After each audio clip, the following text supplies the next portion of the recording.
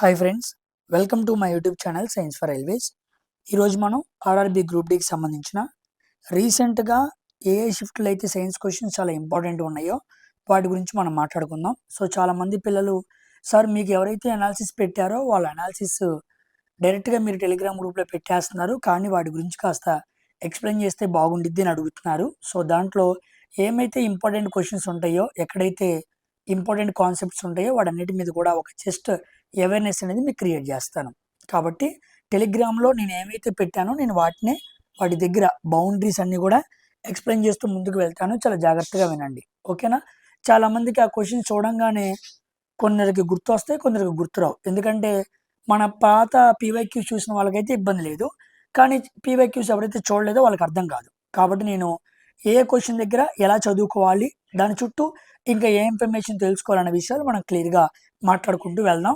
ఇది కూడా ఎవరైనా నాకు అనాలిసిస్ పూర్తిగా పెడితే అప్పుడు నేను ఎక్స్ప్లెయిన్ చేయగలను. చాలామంది పిల్లలు పెడుతున్నారు, అందుకే ఎక్స్ప్లెయిన్ చేస్తున్నాను. తర్వాత ఎగ్జామ్స్లో కూడా ఎవరైనా రాసిన వాళ్ళు ఉంటే కంపల్సరీగా మీరు పెట్టండి, దాన్ని ఓవర్ వ్యూ మాట్లాడుకుందాం. ఇది కాకుండా నేను 15 క్వశ్చన్లు మాట్లాడుతున్నాను కదా, ఆ వీడియో కంపల్సరీగా మీకు వచ్చేస్తూ ఉండిద్ది, అది ఆగదనమాట. దాంట్లో కూడా 15 క్వశ్చన్లు చూస్తూ ఉండండి. ఇది వేరు, అది వేరు అనమాట. సో ఇక ఆలస్యం చేయకుండా మనం వీడియోలోనికి వెళ్దాం. Let's get into our video. So సైన్స్లో రీసెంట్ షిఫ్ట్లు అడిగిన క్వశ్చన్స్ అనేవి ఎలా ఉన్నాయి ఏంటని మాట్లాడుకుందాం. So first nerve impulses start from అన్నాడు. నర్వ్ ఇంపల్సెస్ అనేవి ఎక్కడి నుంచి స్టార్ట్ అవుతాయి అన్నాడు. ఎక్కడి నుంచి స్టార్ట్ అవుతాయి? అవి డెండ్రైట్ నుంచి స్టార్ట్ అవుతాయి.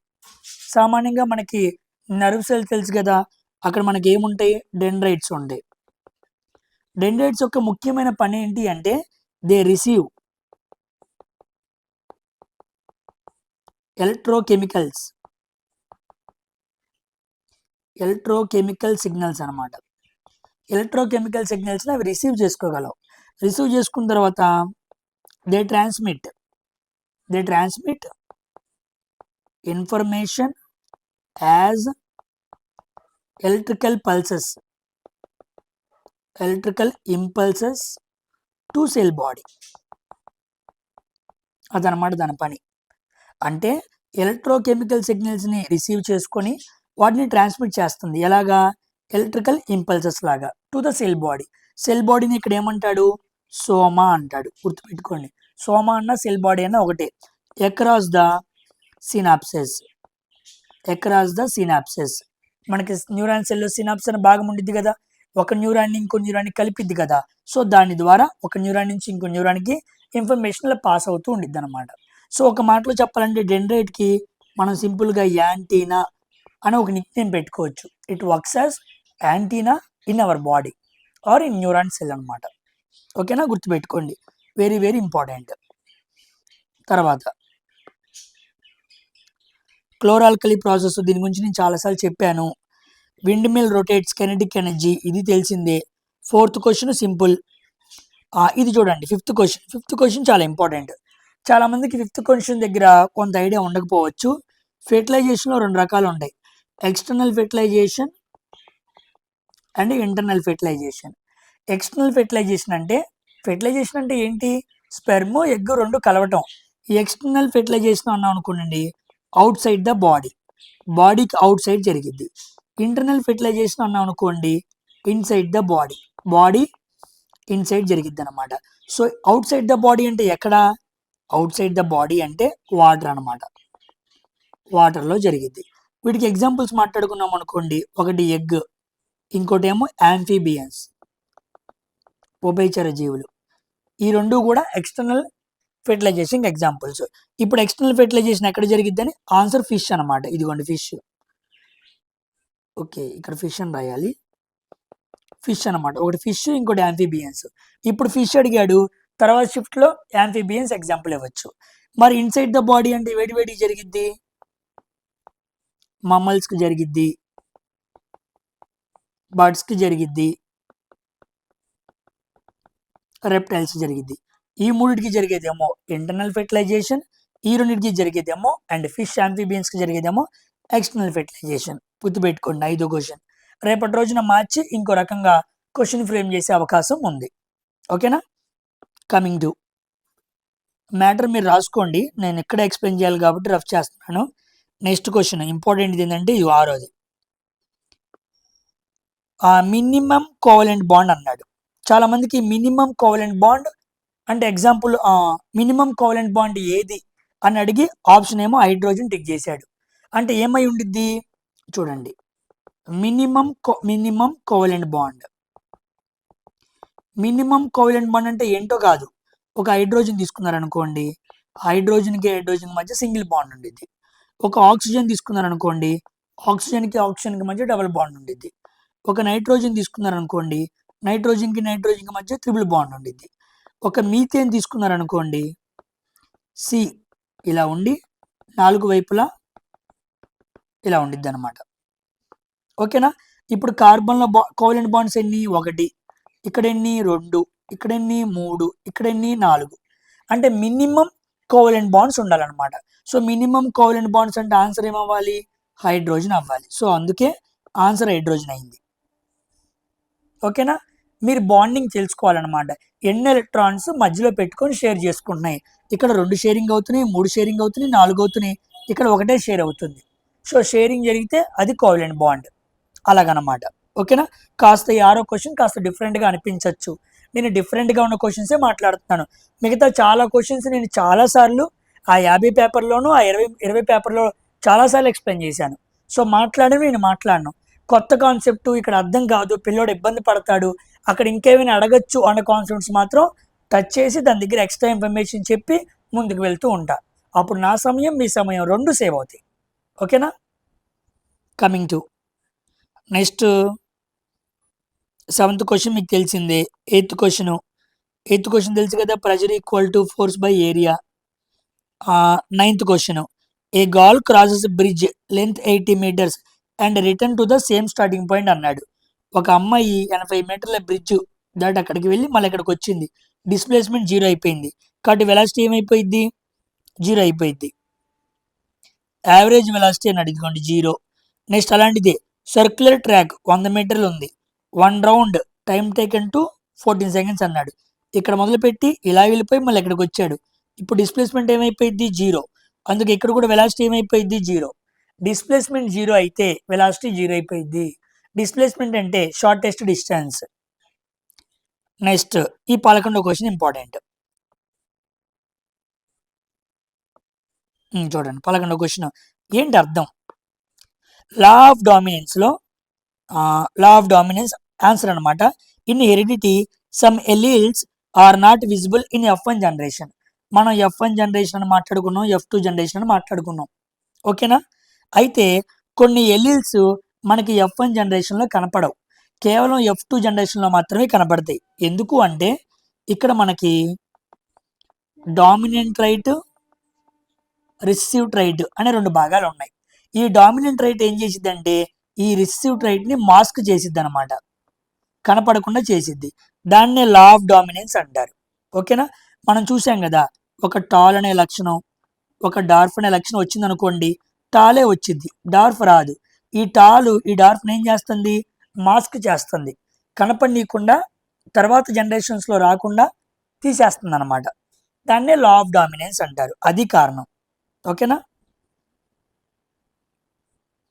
కమింగ్ టు ఈ 12వ క్వశ్చన్ మనం మాట్లాడుకున్నాం, వైట్ వాషింగ్. ఇదిగోండి, తడి సున్నానికి కార్బన్ డైఆక్సైడ్ పంపిస్తే మనకి CaCO3 సున్నపురాయి ఫామ్ అయింది అనేది దాన్ని వైట్ వాషింగ్ అంటారు, గుర్తుపెట్టుకోండి. ఈ 13వ క్వశ్చన్ చూడండి, adding functional group changes dash అన్నాడు. Chemical properties of the compound అన్నాడు. సామాన్యంగా C2H5 అదొక కాంపౌండ్ ఉంది అనుకోండి.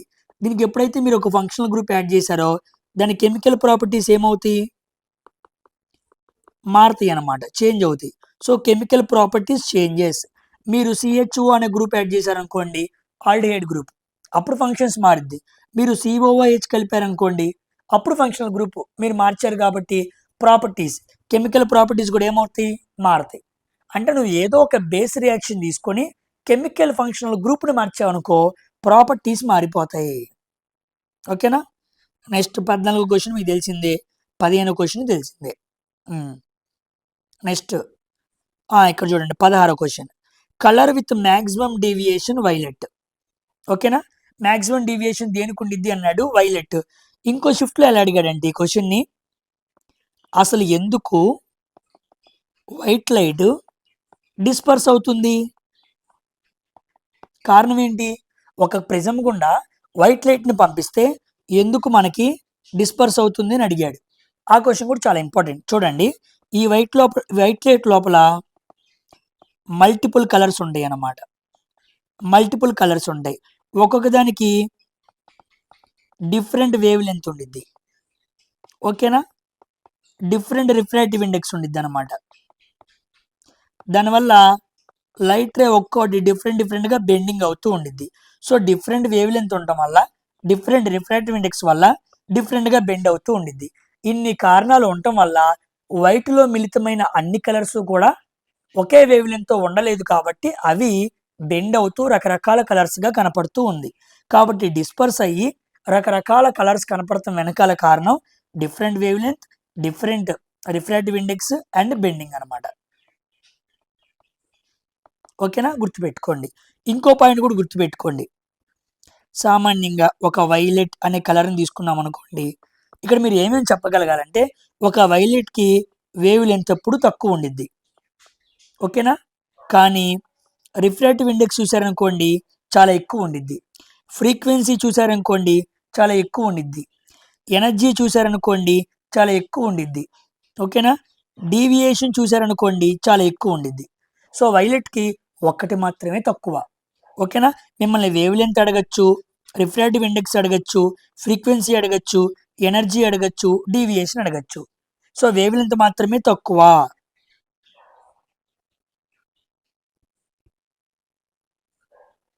ఒక్క నిమిషం. ఎస్, వేవ్ లెంత్ మాత్రమే తక్కువ. Refractive index, frequency, energy, deviation అన్నీ ఎక్కువే అనమాట. దీనికి క్వైట్ ఆపోజిట్ ఏంటి? Red colour. ఇప్పుడు నేను దీనికి ఇలా రాయగలిగాను కదా, మీరు రెడ్ కలర్ కూడా ఇవన్నీ రాయగలగాలి, కానీ మార్చి రాయాలి. బికాజ్ దీనికి తక్కువ వేవ్ లెంత్ ఉండిద్ది, దానికి ఎక్కువ వేవ్ లెంత్ ఉండిద్ది కాబట్టి పారామీటర్స్ని మార్చి చెప్పగలగాలి. ఇవన్నీ గుర్తుపెట్టుకోండి. వీటి మీద క్వశ్చన్స్ని తర్వాత షిఫ్ట్లో ఫ్రేమ్ చేసే అవకాశం ఉంది. ఓకేనా? నెక్స్ట్ ఈ క్వశ్చన్ కూడా చాలా ఇంపార్టెంట్.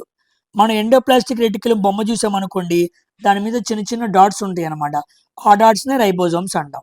రైబోజోమ్స్ ఉంటే ఆర్ఈఆర్, రఫ్ ఎండోప్లాస్టిక్ రెటిక్యులం, లేకపోతే స్మూత్ ఎండోప్లాస్టిక్ రెటిక్యులం. మొన్న హడావుల్లో స్మూత్ అనకుండా స్మాల్ ఎండోప్లాస్టిక్ రెటిక్యులం అన్నాను, కాస్త అది గుర్తుపెట్టుకోండి, హడావుల్లో అన్నాను. సో స్మూత్ అనమాట. ఓకేనా? నెక్స్ట్ ఇదిగోండి question, dispersion of light, separation off white colours. ఒక వైట్ లైట్ ఎందుకు డిస్పర్స్ అవుతుంది అనే క్వశ్చన్ అనమాట. 18వ క్వశ్చన్. దానికి ఎక్స్ప్లెనేషన్ నేను ఇక్కడ ఇచ్చాను. ఓకేనా? Next, curved ceiling in concert halls, sound reaches all parts after reflection అన్నాడు. కర్వ్డ్ సీలింగ్ అన్నాడు. సామాన్యంగా కొన్ని సినిమా హాల్స్లో ఏ సీలింగ్ పెడతారు? కర్వ్డ్ సీలింగ్ పెడతారు. కర్వ్డ్ సీలింగ్ పెడతాం వల్ల స్క్రీన్ అనేది ఇలా ఉండకుండా ఇలా ఉందనుకోండి, అప్పుడు చక్కగా అన్ని పార్ట్స్లో ఏమైద్ది? రిఫ్లెక్షన్ జరిగిద్ది. అన్ని చోట్ల రిఫ్లెక్షన్ బాగా జరిగింది అనుకోండి, సౌండ్ బాగా వినపడిద్ది. అందుకే పెద్ద పెద్ద సినిమా హాల్లో కానీ, మ్యూజిక్ కాన్సర్ట్ హాల్స్లో కానీ ఏం చేస్తారు అంటే కర్వ్డ్ సీలింగ్తో తయారు చేస్తారు. కర్వ్డ్ సీలింగ్ పెడతారనమాట. చుట్టుపక్కల కూడా కరువుగా ఉండిద్ది, ఫ్లాట్గా ఉండదు. కొన్ని సినిమా హాల్ చూడండి, మనం సీట్లో కూర్చుంటాం కదా, అంతెందుకు మనం కూర్చునే సీట్లు కూడా డిసైడ్ చేస్తాయి అన్నమాట రిఫ్లెక్షన్ బాగా జరిగిద్దా లేదా అని. అందుకే దానికి వాడే ఫోమ్ కానీ, వాడే మెటీరియల్ కానీ చాలా డిఫరెంట్గా పెడతారనమాట. సో ఎలాగైనా సరే ఆ హాల్లో మంచిగా రిఫ్లెక్షన్ జరగాలి, అది వాడి మెయిన్ ఎజెండా. కాబట్టి కొన్ని కొన్ని సినిమా హాల్స్లో, కాన్సర్ట్ హాల్స్లో కర్వ్డ్గా ఎందుకుంటాయి అంటే సౌండ్ కంప్లీట్ రిఫ్లెక్షన్ జరగాలి, అప్పుడు బాగా వినపడిద్ది అనమాట. Next, direction of conventional current అన్నాడు. ఇది చూడండి, ఇది కూడా చాలా ఇంపార్టెంట్ క్వశ్చన్. 20వ క్వశ్చన్.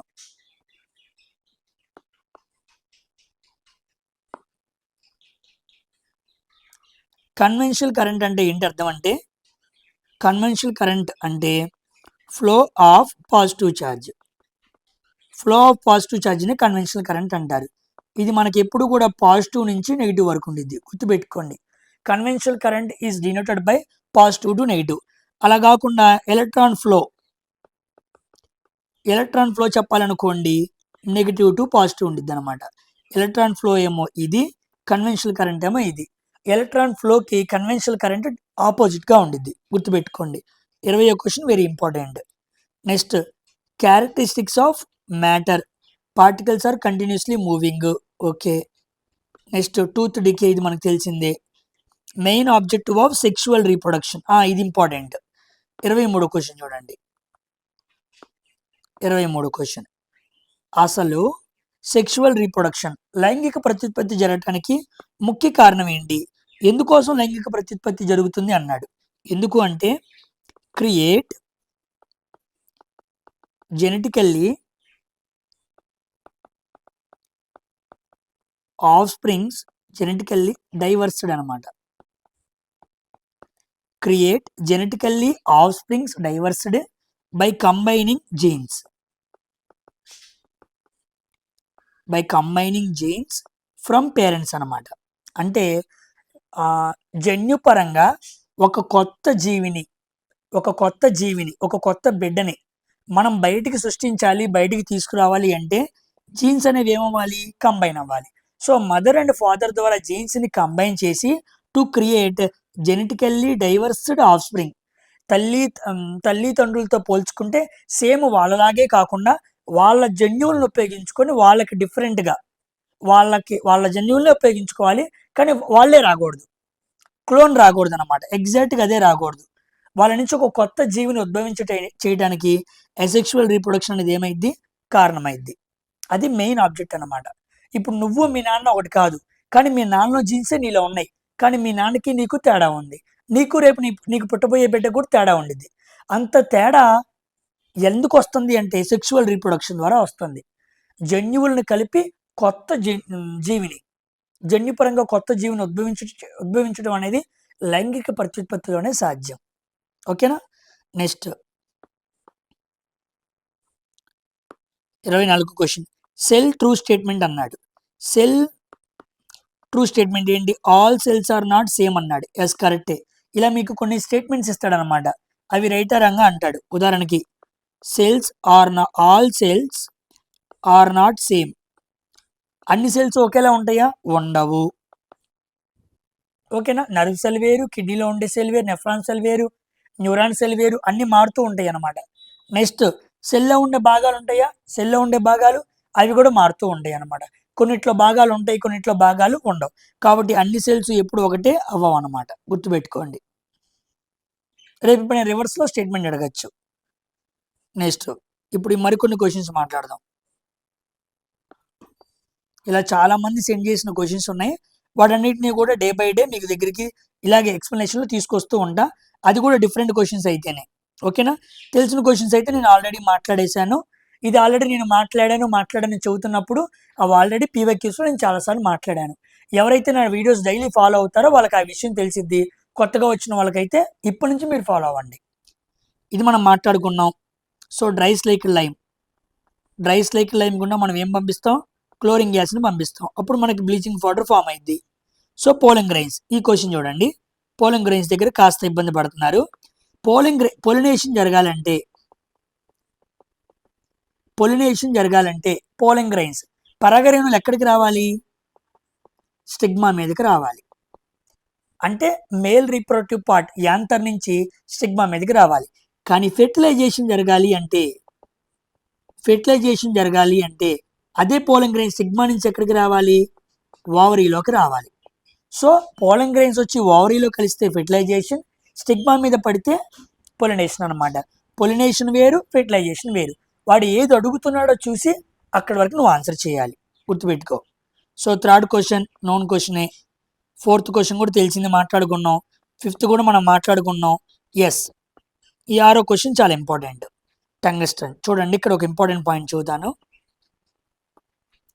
టంగస్టన్ మనం ఫిలమెంట్స్లో వాడుతూ ఉంటాం. ఎందుకు మనం టంగస్టన్ వాడుతున్నాము? కారణాలు ఏంటి అంటే, ఫస్ట్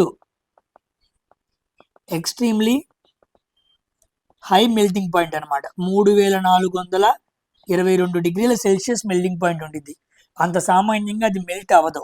తర్వాత హై రెసిస్టెన్స్ అనమాట, రెసిస్టెన్స్ చాలా ఎక్కువ ఉండిద్ది.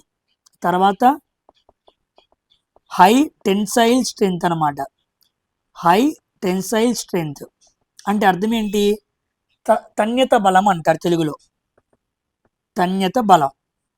అచ్చు తెలుగులో మాట్లాడితే మీకు అర్థం కాదు. బిగుతు అనమాట. ఒక తాడుని గట్టిగా లాగామనుకో ఎలా మనం కూడా ముడేస్తున్నప్పుడు బిగుతు టైట్గా గట్టి అంటాం కదా.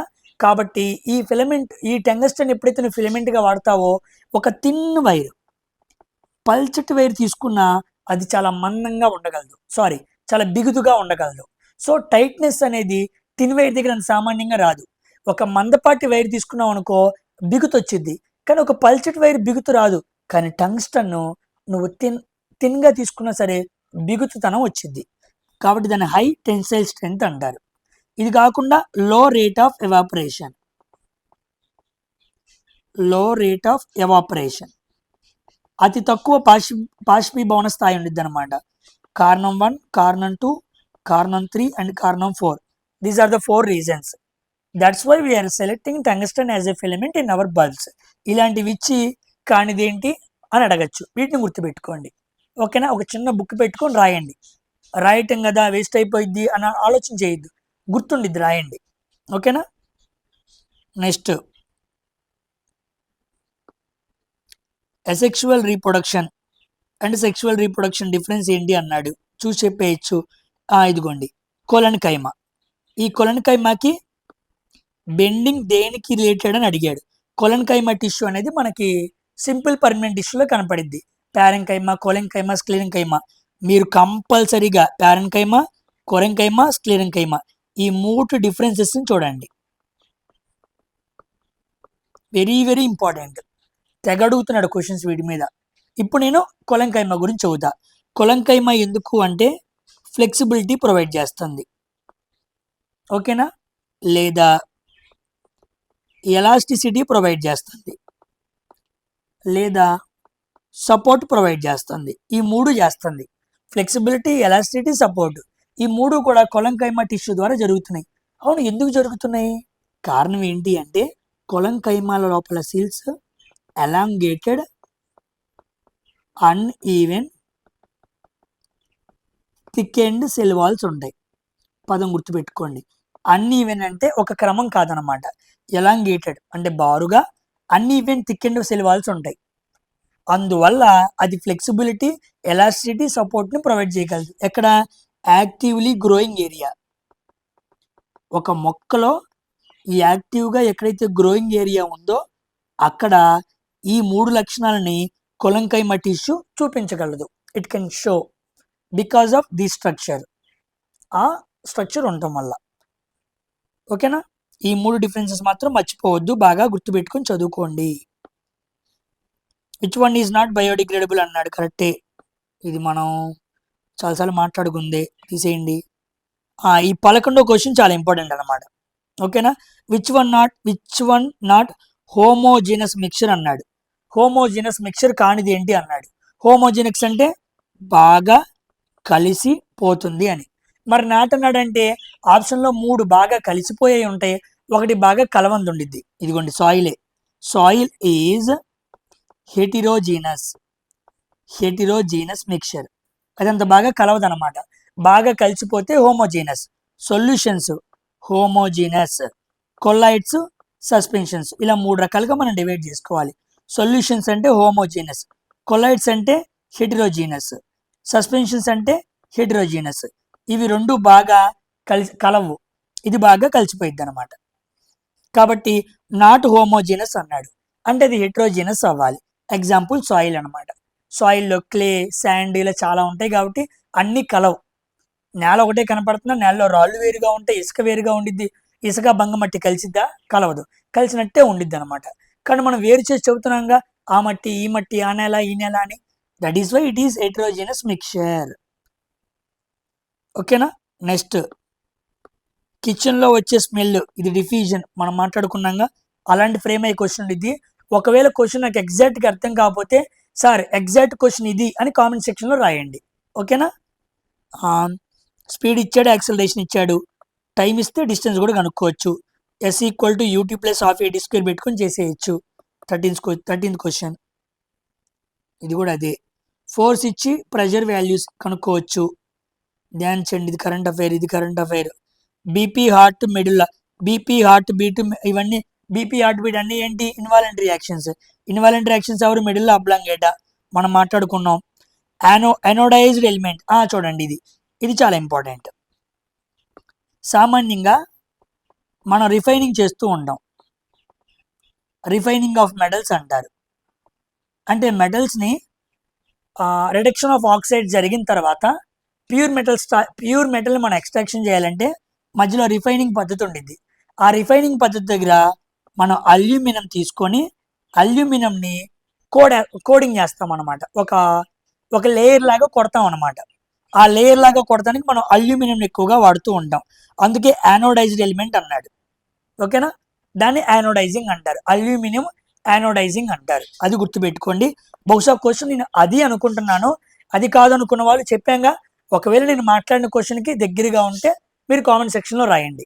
ఓకేనా, అప్పుడు నాకు అర్థమైంది. సో 20వ క్వశ్చన్ కూడా మనకు తెలిసిందే. దీని ఆన్సర్ అల్యూమినియం. ఇక్కడ చూడండి, మరికొందరు పెట్టిన క్వశ్చన్స్ అనమాట. ఉన్నాయి, చాలా మంది పెడుతున్నారు క్వశ్చన్స్. వాటన్నిటినీ క్లియర్గా ఇలా కాన్సెప్ట్ ఎక్స్ప్లెయిన్ చేసుకుంటూ వెళ్తా. ఓకేనా, ఏ వీడియో కూడా ఉపయోగకరంగా లేకుండా ఉండదు. ఎంతో కొంత ఇన్ఫర్మేషన్ నేర్చుకుంటారు. ఒక్క బిట్ వచ్చినా చాలు. అర్థమైందా, మారిపోయింది అనమాట. ఇంత బాగా ఎగ్జామ్స్కి అందరూ పెడుతున్నప్పుడు నువ్వు ఒక్క బిట్ కూడా రాంగ్ పెట్టకుండా రావడం అనేది, యాక్యురేట్ అనేది very important. That much of occurrence will come by watching each and every video with the concept అర్థం చేసుకుంటూ చూస్తేనే నీకు ఎక్కిద్ది అనమాట. చూడండి, వెన్ స్టోన్ ఈజ్ టైడ్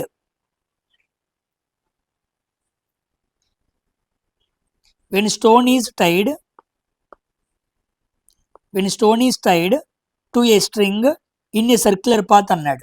సామాన్యంగా ఇక్కడ క్వశ్చన్ ఏమై ఉండడానికి అవకాశం ఉందంటే, ఒక రాయి తీసుకొని రాయిని ఇలా తిప్పుతూ ఉన్నావు.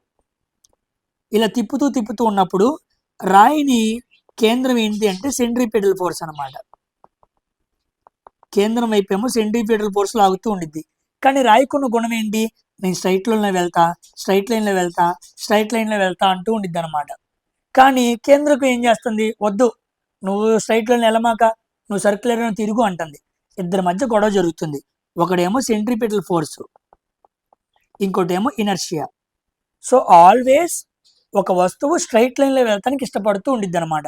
ఒక వస్తువు మోషన్లో ఉందనుకోండి, ఆ వస్తువు మోషన్లో ఉండటానికి ఇష్టపడుతూ ఉండిద్ది, అది కూడా స్ట్రైట్ లైన్లో వెళ్తానికి ఇష్టపడుతూ ఉండిద్ది. ఓకేనా, ఇప్పుడు రాయిని నువ్వే ఒక తాడుకు రాయి కట్టి తిప్పుతూ ఉన్నావు చేత్తో, అదేమో కేంద్రకం వైపు లాగబడుతుంది. నువ్వేమో కేంద్రకం వైపు లాగుతున్నావు తిప్పుతూ, కానీ దాని ఇష్టం ఏంటి, నేను స్ట్రైట్ లైన్లో వెళ్తా అంటుంది. అంటే ఇనర్షియాకి సెంట్రిపెటల్కి మనకి ఏమవుతుంది, గొడవ జరుగుతుంది, టగ్ ఆఫ్ వార్ జరుగుతుంది. తెలుసా టగ్ ఆఫ్ వార్ అంటే? కొంతమంది ఇటు కొంతమంది అటు తాడు మధ్యలో పెట్టుకొని లాగుతూ ఉంటారు చూసారా. వాళ్ళు సమానంగా లాగుతున్నారు అనుకో, అసలు వైరు కదలదు, అక్కడే ఉండిద్ది.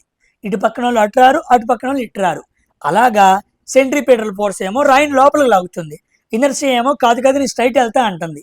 వీటి రెండింటి మధ్య గొడవ జరుగుతూ ఉంది. ఎప్పుడైనా ఫోర్స్ తగ్గించావో ఏమైపోయిందో తెలుసా, బయటికి వెళ్ళిపోయింది రాయ. సేమ్ ఇదే సన్కి ఎర్త్కి జరుగుతుంది. సేమ్ ఇదే ఎర్త్కి మూన్కి జరుగుతుంది. దీన్ని మిమ్మల్ని ఎగ్జామ్లో అడుగుతూ ఉంటాడు, ఎందుకు భూమి సూర్యుడి చుట్టూ తిరుగుతుంది? ఎందుకంటే సెంట్రిపెటల్ ఫోర్స్ ఇనర్షియా వల్ల అని చెప్పాలి. ఎందుకు సూర్యుడి చుట్టూ భూమి చుట్టూ చంద్రుడు తిరుగుతున్నాడు అంటే సెంట్రిపెటల్ ఫోర్స్ ఇనర్షియా అని చెప్పాలి. ఈ రెండే కారణాలు ఉంటాయి. ఒకటి హీరో 1, ఇంకోటి హీరో 2.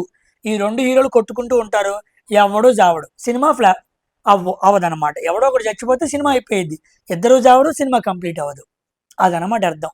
గుర్తుపెట్టుకోండి, వెరీ వెరీ ఇంపార్టెంట్ కాన్సెప్ట్. ముందు రోజుల్లో దీని మీద నేను ఇంకా లోతుగా మాట్లాడతాను. నెక్స్ట్ కన్వర్జింగ్ మిర్రర్ తెలిసిందే. యాసిడ్ బేసు ఇక్కడ చూడండి, యాసిడ్ బేస్ దగ్గర నేను ఒక విషయం చెప్పాలి.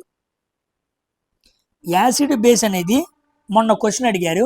యాసిడ్ బేసు ఏ రియాక్షను?